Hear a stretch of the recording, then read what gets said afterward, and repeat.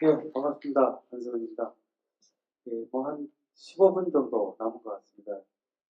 마지막 순서기도 하고, 제가 이번에 말씀드린 내용, 어려운 내용은 아니기 때문에 가볍게 이렇게 들으시면 될 것 같습니다.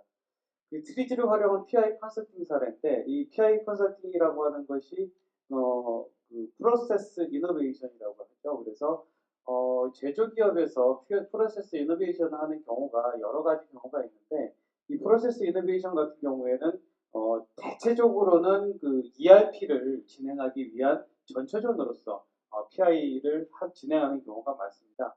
PI를 진행하는 가장 큰 이유가 ERP 앞에 이제 되는 게 왜 그러냐면 ERP가 진행하는 그런 기반적인 가장 기초적인 기반이 단일 데이터베이스에 단일 프로세스를 적용을 시키기 때문에 그것이 진행시킬 수 있는 툴이 ERP가 현재로서는 유일하다 보니까 PI가 자연스럽게 ERP 하기 전에 거쳐가는 과정으로 진행되는 경우가 상당히 많습니다. 그런데 이번에 진행했던 PI 활동 같은 경우에는 이렇게 ERP를 전제로 한 그런 PI가 아니라 진짜로 프로세스 이노베이션만을 위한 PI를 한번 해보는 건 어떠냐라고 하는 취지에서 진행이 됐었고요.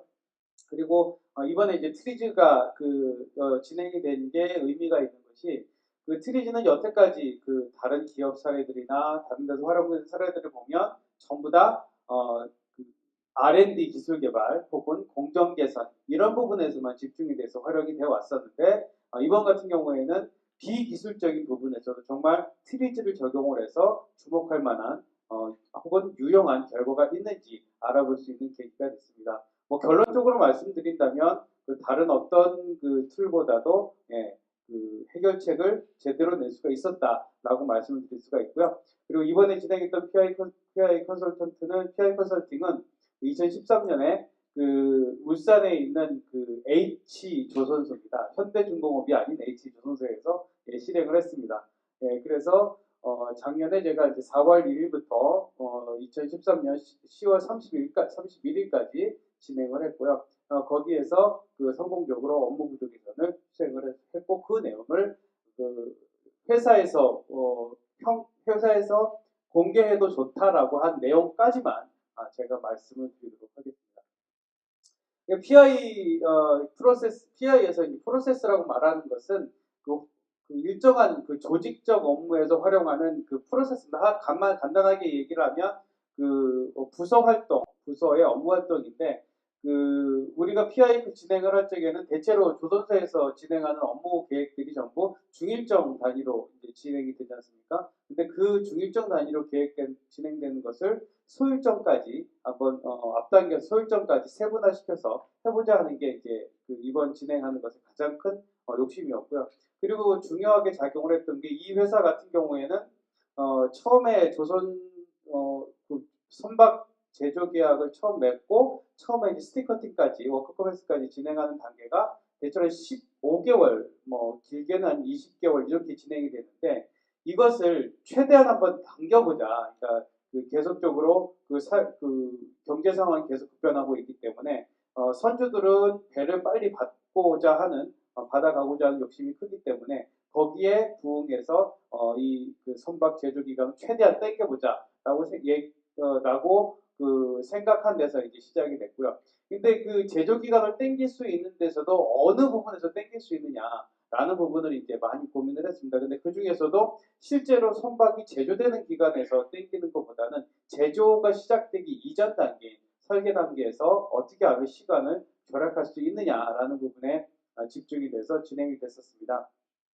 그리고 이 프로세스 이노베이션에서는 이제 마이클 해머라는 사람이 이 PI를 이렇게 제안을 해서 경영학 쪽에서 가장 유명한 사람이죠. 이 사람은 이제 어떠한 인풋 요소가 조직에서 투입이 돼가지고 그것이 프로세스 단계를 거치면서 어떻게 소비자한테 인도되기까지 그것이 그대로 유지가 되느냐라는 부분을 이제 효율적인 요소로 봤습니다. 간단히 말씀을 드리면 자동차 엔진에서 피스톤 행정에 의해서 나온 힘이 마지막 자동차가 운행되는 것까지 전달되는 그런 요소들이 그러니까 5%밖에 안 된다 그러잖아요. 최종적으로 우리가 그 얻고자 하는 퍼포먼스는. 근데 조직도 마찬가지라는 거죠. 조직에서도 회사에서 특정한 인풋을 받아가지고 그것을 조직에 뿌려서 최종적으로 소비자한테 인도되는 단계까지 투입 요소들을 점검을 해보면 거기에서 많은 불합리한 요소들이 진행이 된다라고 하는 겁니다. 그렇기 때문에 이 프로세스 혁신을 통해서 그런 비효율적인 요소들을 줄여보자라고 하는 얘기인 거죠. 근데 가장 중요한 프로세스 이노베이션의 5대 원칙은 뭐 고객 우선. 결국에는 이게 마지막 아웃풋이기 때문에 고객 우선주의입니다. 그러면서 그 프로세스의 핵심은 요거 세 개라고 볼 수가 있습니다. 단일 프로세스의 단일 DB, 유일, 액티비티. 그러니까 어떤 특정한 업무가 발생이 되면 그 업무랑 중복되는 일이 있어서는 안 되고, 그리고 반드시 동일한 DB를 이용해서 하나의 프로세스를 이용을 해야 된다라고 하는 거죠. 그러니까 요것을 갖추고 있는 것이 가장 잘 갖추고 있는 ERP입니다. 그러다 보니까 PI를 ERP의 전초전에 갖다 놓는 이유가 바로 여기에 있습니다. 그러니까 한 가지 일을 두 번 하지 않으니까 가장 효율적이라고 말을 할 수가 있겠죠. 그렇기 때문에 이런 것 때문에 이제 ERP랑 엮이게 되는 것이고요. 그러면서 자연스럽게 처음에 업무의 시작은 현재 업무, as-is의 프로세스를 분석을 해서 그것의 개선 방향을 설정을 하고요.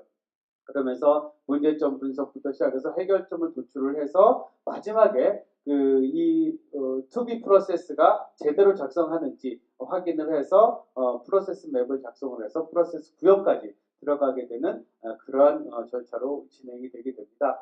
그리고 여기에서 이제 H기업 같은 경우에는 업무의 범위를 기술 개발, 설계, 그리고 작업 지시, 경영 지원 등은 아예 빼버렸습니다. 그래서 사업 계획부터 시작을 해서 자재 물류, 그 다음에 생산, QC, 그 정도까지 그것에 대해서만 PI를 진행을 하게 됐습니다. 그래서 결국에는 가장 중요했던 게 시간과 비용을 최소화할 수 있는 방안. 그래서 고객 만족 극대화 이렇게 이제 진행하는 것이 이번 PI의 가장 큰 목적이었습니다. 근데 이 중에서 제가 이제 맡고 있었던 부분은 사업 계획 부문하고 자재 물류 부분을 제가 맡고 있었고요. 그리고 중간에 이제 생산 쪽에서 그러니까 설계 부서하고의 그 불협화음이 있는 부분이 있었습니다. 그래서 그 부분을 제가 잠깐 관여를 해서 간단하게 좀 해결한 부분이 있었는데 이 회사에서 공개해도 좋다라고 했던 부분은 마지막에 곁다리를 조금 이제 쉽게 해결했던 그 부분을 공개를 해도 좋다고 그래서 그 부분은 완전히 공개를 하고요.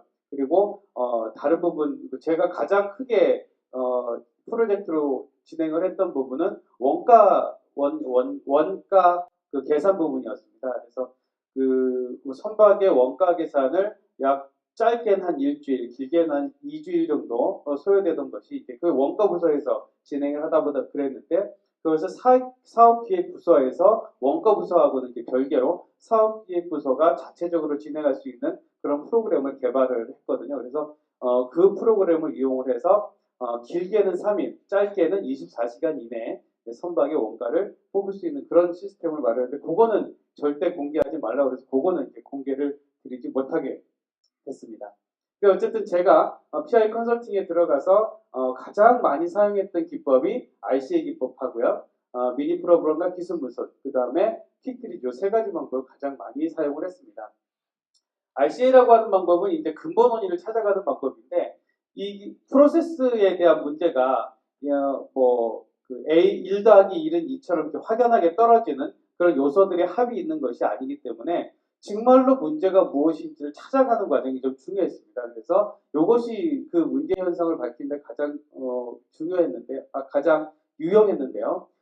이를테면 이제 이런 식인데 이것을 RCA를 적용을 하더라도 좀 주의해야 될 부분들이 있었습니다. 그러니까 제가 컨설팅에 참여를 해서 저랑 같이 분석을 하지 않고 부서 내에서 이렇게 막 운영을 하다 보면 간혹 이런 경우들이 생깁니다. 설계부서의 업무가 이제 굉장히 많다. 문제점이 여기서부터 이제 시작이 되죠. 그러니까 설계부가 업무 기간을 단축을 하다 보니까 당연히 업무가 많아지겠죠. 업무가 많아지는데 왜 많아지느냐 봤더니 도면이 너무 많다. 그리고 오더가 너무 많더라. 보니까 영업부가 너무 일을 많이 하더라. 이런 식으로 이제 문제 분석이 가게 되는 거죠. 생산부서에서도 공장동에 그 공장동 내에 분진이 많이 발생을 하고 있는데 이것을 봤더니 생산 설비가 풀 가동 중이더라. 생산량이 너무 많다 현재. 그리고 수주량이 현재 넘치고 있기 때문에 문제다. 사실 이런 식으로 문제가 되면 어떡하겠어요? 이게 문제면 회사는 망하는 거죠. 그러니까 그 문제 배가 원인 분석을 통해서 올바른 문제 분석을 들어가야 되는데 그렇지 않고 이런 식으로 배가 산으로 가게 되는 이런 문제 분석들이기 때문에 이것을 바로잡을 필요가 있습니다. 그래서 이것을 좀 다른 요소로 바꿔서 보게 되면 설계부에 업무가 많은 이유가 생산부에서 요청하는 도면에 대한 문의가 많고, 그러니까 과외 업무가 많은 것이죠. 그리고 왜 과외 업무가 많은가를 봤더니 출도된 도면을 생산부에서 제대로 관리가 안 되고 있었다는 겁니다. 그래서 도면이 관리가 안 되는 이유를 봤더니 생산 부서에 도면을 제대로 보관할 만한 그런 그 보관함이 없다라고 하는 것을 찾아낼 수가 있는 거죠. 이런 식으로 이제 가는 방향이 이제 바람직한 방법이라고 볼 수가 있습니다. 그리고 공장 내 분진 같은 경우에도 또 뭐 용접 값수가 많이 발생이 되고 결국에는 용접봉이 그 불량이었다라고 하는 것을 찾아내는 그런 단계로 들어가는 게 올바른 방향이라고 말씀을 드릴 수가 있습니다. 이런 내용을 거쳐서 자재 물류 부분에 이제 문제를 분석을 해보면 일단은 그 처음에 12개월에서 15개월 정도 되는 것을 맥시멈으로 따지면 6개월 아니면 최소한 10개월까지는 이제 줄일 수 있는 방안을 찾아보라고 그랬습니다. 그래서 그것을 많이 하다 보니 가장 많이 문제가 됐던 부분이 이제 외자재 배송 시간에 대한 단축 문제였어요. 근데 외자재 같은 경우에는 뭐 선박업계에 계신 분은 잘 아시겠지만 뭐 처음에 이 패킹 리스트나 그 자재 리스트 같은 걸 보면 이게 도대체 뭔지 모르는 경우도 굉장히 많습니다. 각 나라 말로 자기 나라 말로 다 해놓고 뭐 수출하는 회사마다 형식도 틀리고 문자도 틀리고 그런 요소가 있기 때문에 그리고 현장에서 자재 배송을 하고 싶은데 이게 어떤 자재가 맞는지 신청하는 것 자체도 굉장히 어렵기 때문에 자재 배송 신청하는 게 시간도 많이 걸리고 아무나 할 수도 없고 이제 그런 요소들이 발생을 하게 되죠. 그리고 자재가 신청이 됐다 하더라도 자재 창고에서 그 자재를 찾는데 소요되는 시간도 역시 굉장히 많았습니다. 그래서 그곳에 대한 공통 분모를 한번 찾아보다 보니까 어느 부분에서 공통점이 찾아졌냐 하면 일단 복잡한 자재 코드 체계. 이 코드 체계를 하나로 단일화하지 못하게 되는 거죠. 왜 단일화하지 못하냐 하면 회사마다 쓰는 코드 체계가 틀리고 그리고 잘 아시겠지만 롤스로이스 같은 회사는 우리가 구매하는 데가 우리인데도 불구하고 값은 롤스로이스죠. 잘 아실 겁니다. 뭐 그렇기 때문에 롤스로이스나 그런 회사에 보고 코드 체계를 좀 우리한테 맞춰서 바꿔라 이렇게 할 수도 없는 상황이죠. 그러다 보니까 이제 그렇게 코드 체계가 복잡한 부분 그리고 전산에 등록해야 될 패킹 리스트 품목이죠. 패킹 리스트 품목이 너무나 많은 겁니다. 제가 대략 따져보니까 연간 그 회사에 등록해야 될 패킹 리스트 항목이 15만 개에서 30만 개 품목이 되더라고요. 그러다 보니까 사람이 이게 쳐가지고 입력시킬 만한 그 범주 자체가 늘어나 버리는 거죠. 그리고 이 패킹 리스트 항목을 제대로 넣을 수 있을 정도의 능력이 되려면 아무리 못해도 이제 대리 한 3, 4호봉 내지는 과장급 정도 레벨이 돼야 패킹 리스트를 제대로 볼 줄 아는 거다 보니까 이거는 여직원 몇 명 두거나 아니면 아르바이트생 두거나 해서 해결될 수 있는 문제가 아니다라는 얘기죠. 근데 너무나 고급 인력이 이런 단순 전산 작업에 매달리게 되면 회사 자체로서는 굉장히 비용이 발생되는 부분이라고 볼 수가 있습니다. 그리고 시청자들을 탐색하는 시간 역시 패킹 리스트가 전산 등록이 되지 않는 부분에서 귀착이 되더라라고 하는 부분을 알 수가 있었습니다. 뭐 제가 이제 여러 군데 다니면서 이 부분을 서칭을 해보니까 지금 현재 가장 전산화를 많이 됐던 기업은 삼성중공업이 가장 많이 됐다고 그래요. 지금 삼성중공업 같은 경우에는 이거 S중공업이라고 말씀드려야 되는데 S중공업 같은 경우에는 클라우드 기반에서 전 세계 모든 협력 업체들이 그쪽에서 그 도면을 받고 도면을 올리고 그리고 거기 양식에 맞춰서 모든 수출입 업무를 진행을 하는 그런 것을 지금 현재 개발 중에 있다고 합니다. 제가 처음에 조사 들어갔을 때는 이미 개발했다고 얘기를 했는데 예, 제가 자세히 알아보니까 개발 중인 것으로 이제 알려졌고요. 그리고 대우조선해양 같은 경우도 현재 이것을 그 패킹 전산 등록 패킹리스트 등록 작업을 한 3명이서 이미 그 작업을 하고 있다고는 하는데 그것도 이제 완전히 하지는 못하다고 그랬습니다. 그리고 제가 참여한 기업의 현대중공업 같은 경우도 아직까지 예, 일부 하고 있고 아직 일부는 안 되고 있는 걸로 알고 있습니다. 비율이 전산에 등록되는 비율이 한 30에서 40% 정도 되는 걸로 제가 알고 있거든요. 그래서 전 세계 어느 나라든 패킹 리스트를 목록화하지 못한 부분들이 많다고 얘기를 하더라고요. 그래서 요것은 어떻게 그러면 전산 입력을 시킬 수 있는 방안이 있겠느냐라고 해서 그 요것을 이제 분류를 했습니다. 반드시 사람이 입력해야만 되는 부분, 그 다음에 자동으로 입력될 수 있는 부분, 또 혹은 다른 장치를 이용할 수 있는 부분을 전체적으로 그 검색을 해서 사람이 입력시킬 수 있는 것을 전체 중에 20%만 남겨놓고 나머지는 자동으로 올라갈 수 있는 방법을 보완을 해서 현재 그 솔루션이 진행 중인 것으로 제가 알고 있습니다. 그래서 아마 2월까지 그 해결책을 낸다고 얘기를 했는데 제가 10월에 그만두고 왔기 때문에 그 이후는 제가 잘은 모르겠습니다. 전체적인 개념 자체는 그렇게 여러 가지 방법들을 이용하는 것으로 이야기를 하고 있습니다. 그리고 이제 두 번째가 미디 프로그램과 기술 모순인데 그 비기술적인 문제다 보니까 문제를 단순화하는 게 굉장히 중요합니다. 그래서 배송 상태가 나쁘다. 우리 대체적으로 문제점을 얘기를 하라 그러면 뭐가 나쁘다, 뭐 누가 게으르다, 안 한다, 뭐 이런 식으로 얘기가 되거든요. 그것을 구체적인 얘기로 표현하는 게 좋고, 그래서 이런 식으로 표현을 해야 문제를 확인할 수가 있는 그런 내용이 들어올 수가 있습니다. 그리고 세 번째로 많이 썼던 게 이제 퀵 트리지에 대한 항목입니다. 그래서 첫 번째 목적을 세우고 그것에 대한 수단, 그리고 이 수단에 대한 그 부작용을 제2의 목적으로 삼고, 그리고 이 제2의 목적에 대한 수단을 두 번째 나온 수단과 반대적인 위치의 노음으로 인해서 공동적인 목표를 찾아내가는 과정인데요. 이 과정에서 그 2번과 5번이 물리적 모순 관계가 나오게 되고 1번과 4번이 기술적 모순 관계로 나오게 됩니다. 그래서 여기에서 이제 어떤 문제가 있었냐면요. 그 의적 작업에서 이제 인샵 도면이 이제 자꾸 분실이 되는 겁니다. 왜냐하면 회사에서 자꾸 설계 도면이 그 패키지로 출토가 되는 게 아니라 그 시간에 쫓기다 보니까 이제 1차 도면, 2차 도면, 3차 도면 이런 식으로 분할해서 의장 도면이 이제 출토가 되는 거죠. 공작도나 가공도나 그 인샵 도면 이런 것이 각각 개별적으로 이제 나가게 되는 그런 부분이 있었습니다. 그러다 보니까 현장에서는 인샵 도면까지 그 가공도나 여기 뭐죠? 그 도면에 같이 들어있으면 인샵 작업을 할 건지 안 할 건지 판단도 할 수 있고, 그리고 그 작업이 누락되지 않고 진행을 시킬 수 있는데, 처음에 가공도나 그 도면을 가공도나 갑자기 이름이 생각이 안 나요.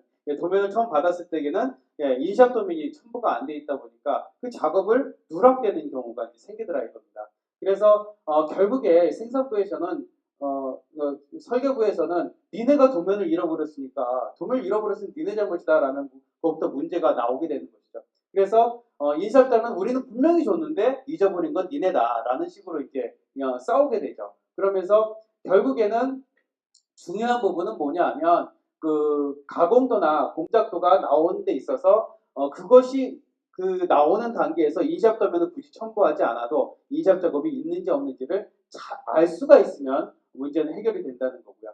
그리고 생산부 입장에서도 굳이 반드시 가공도나 그 공작도가 그 함께 출토된 인샵 도면이 같이 출토되지 않다 하더라도 요 작업용만 확인할 수 있으면 문제는 안 될 수도 있다라는 것에서 이제 발상을 하게 됐습니다. 그래서 결국에 인샵 작업 누락을 방지하기 위해서는 함께 인샵 도면이 출토가 돼야 되고, 설계 도면 제작 시간 확보를 위해서는 인샵 작업 시에만 별도로 인샵 도면만 수령하게 되는 이런 이러한 해결책을 내세울 수가 있는데, 결국에 문제는 뭐냐면 인샵 작업 유무를 언제 알 수 있느냐, 이것이 가장 큰 그 요소였습니다. 그래 결국에는 굳이 도면을 공작도와 가공도와 공작도를 제출을 할 때 인샵 도면을 첨부하지 않더라도 그 뒷면에 종이 한 장 정도 추가를 해서 그 인샵 작업의 유무만 확인할 수 있게 되면 생성부에서는